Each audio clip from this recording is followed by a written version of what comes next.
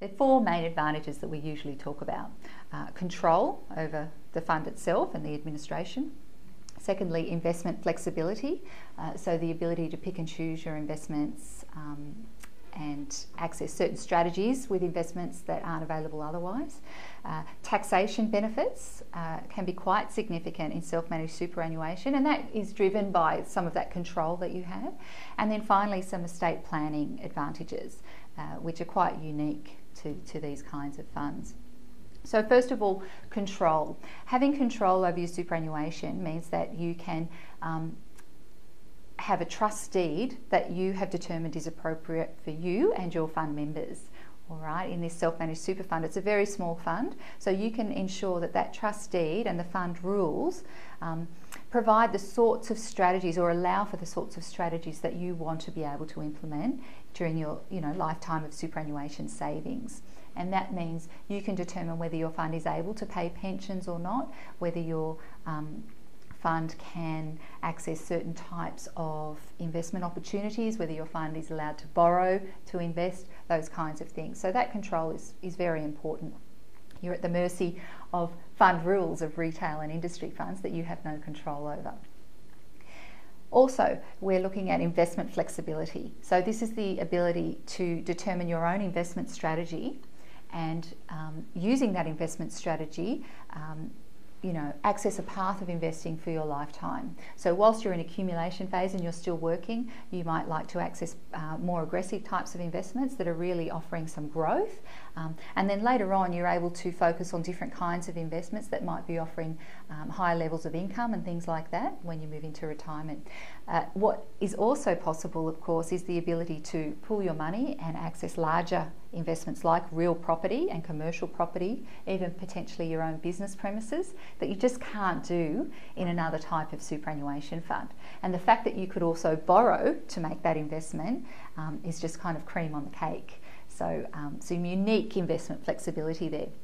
With taxation, what we're looking at is the ability to derive particular kinds of rebates and credits and those kinds of things, and we can structure the fund in such a way that we ensure that we're always getting the best tax advantage. Now, superannuation rules do change, of course, and the ability of having control of your own fund is that you can make changes very quickly to take advantage of certain decisions from the government in relation to taxation and those kinds of things.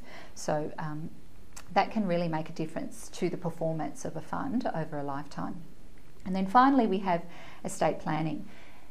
And when you have control of your own superannuation fund, it means that if something happens to one of the fund members, who are often family members, it's the remaining trustees of the fund, the remaining members of the fund, that make the decision about what happens to that ill person's benefits, or that person who's passed away, where their money is passed on to, which dependent gets it. Now, when you're in a public offer or industry type of superannuation fund, it's an unrelated trustee that would make that decision. And the only way you could exercise any kind of control is by having what we call a binding nomination of beneficiary. But there's lots and lots of rules around making that binding nomination form, and it must be updated every 3 years. With a self-managed super fund, there's not the same requirement. You don't have to update it all the time. You can build it into the trust deed. You can do all sorts of things to really lock in that estate plan for your particular family.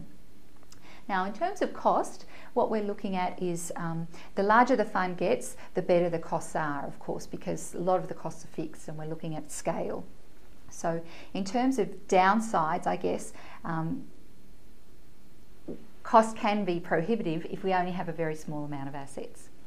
Other downsides are the flip side of what we just talked about of the advantages. So with increased control comes increased responsibility, particularly the trusteeship side, and there's a lot of regulatory requirements, reporting requirements, and again, this is where really good advice comes in handy, and a good administration service. So once again, we're looking at someone like Intelligent Super that can take care of those reporting requirements for us, and also when it comes to that investment flexibility, help us to make sure that we're not breaching the rules, because the consequences for breaching the rules are really very severe. So by having someone there in the background that's taking care of business, they can alert us to any potential breach that we might be coming across, and that can save a lot of money, both in fines and in criminal or civil actions. So a few disadvantages, but certainly if you've got the right support in place, lots and lots of advantages.